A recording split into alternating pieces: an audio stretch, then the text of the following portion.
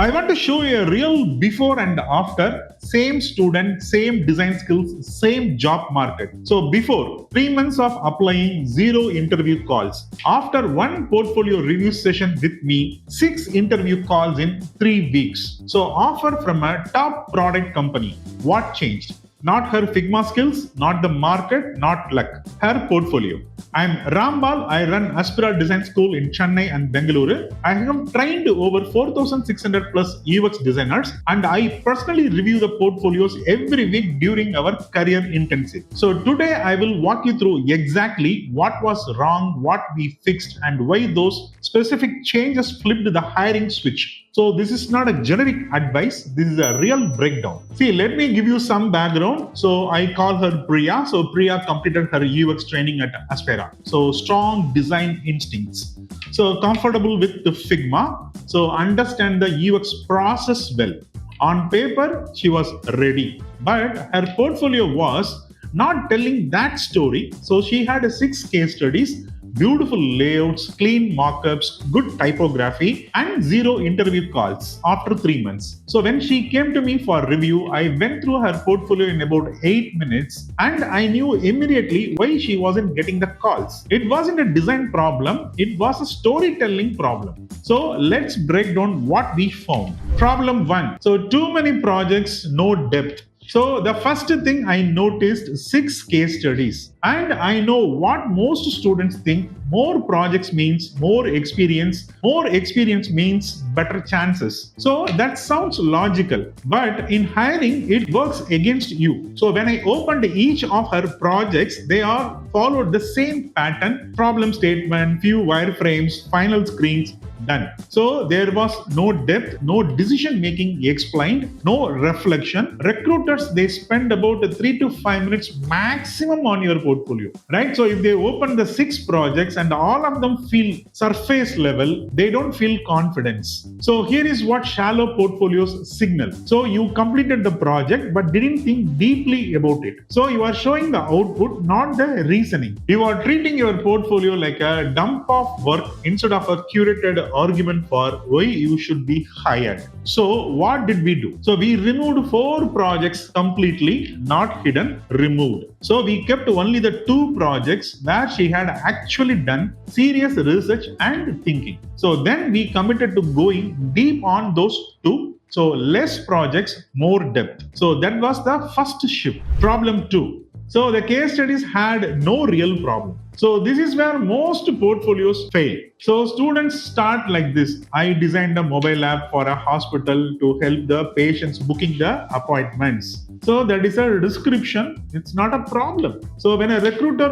opens your case study, they are subconsciously asking that, why does this matter? So why should I care? So what's at the stake? So if you don't answer that in the first few sentences, they move on. So Priya's original opening was generic. So we wrote it completely. Instead of I designed a booking app for a hospital, so we reframed it like something like this. So patients were missing 40% of the follow-up appointments because booking required 3 phone calls and long wait times. So the hospital was losing revenue and patients were frustrated. So now what happens? So there is tension, there is consequence, and there is clarity. So specific numbers create the credibility. But even if you don't have the exact numbers, you can show the impact. So before you show a single wireframe, the reader must feel the pain. So not just understand it, feel it. So that one rewrite changed the energy of the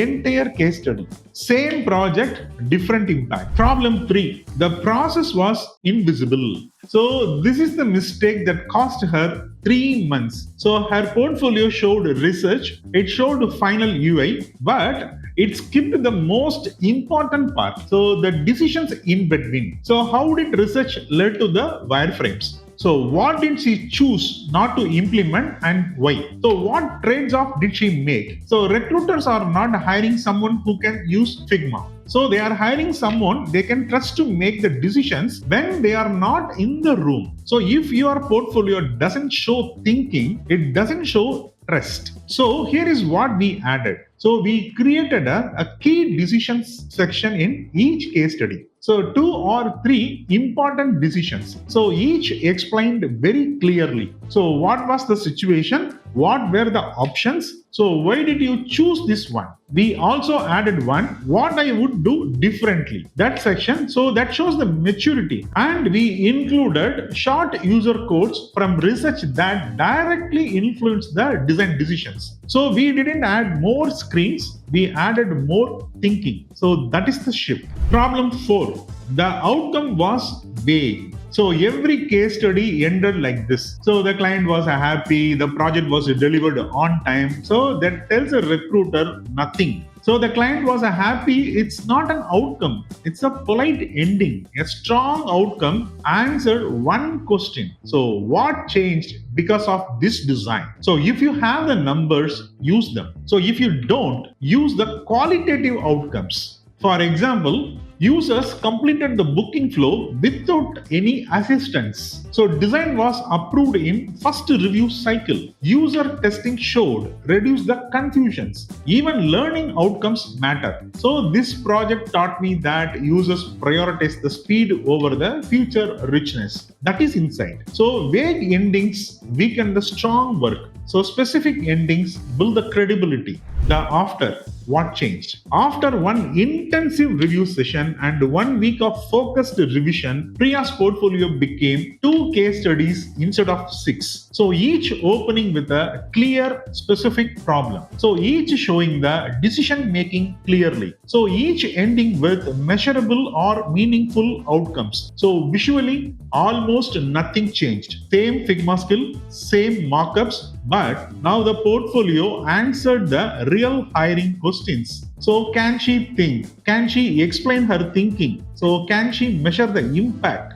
So 3 weeks later, 6 interview calls. Offer from a top product company, same designer, completely different story. What you should do today. So open your portfolio today and ask 1. Does my opening make someone feel the problem within 3 sentences? 2. Have I clearly explained at least 2 key decisions I made and why? 3. Does my outcome section explain what changed because of this design? 4. If screenshots were removed, would the writing alone tell a strong story? If the answer to any is no, that means you know what to fix. This kind of a deep portfolio correction doesn't happen accidentally. At Aspira, I personally conduct a focused career intensive where we worked on resume building, LinkedIn positioning, building a relevant professional network, case study storytelling, interview simulations, and a vision board method. So students apply strategically, not randomly. So after the program is completed, we continue with weekly portfolio support for 2 months period, and we stay supportive until the students secure a role. So no shortcuts, no guarantees, just structured effort.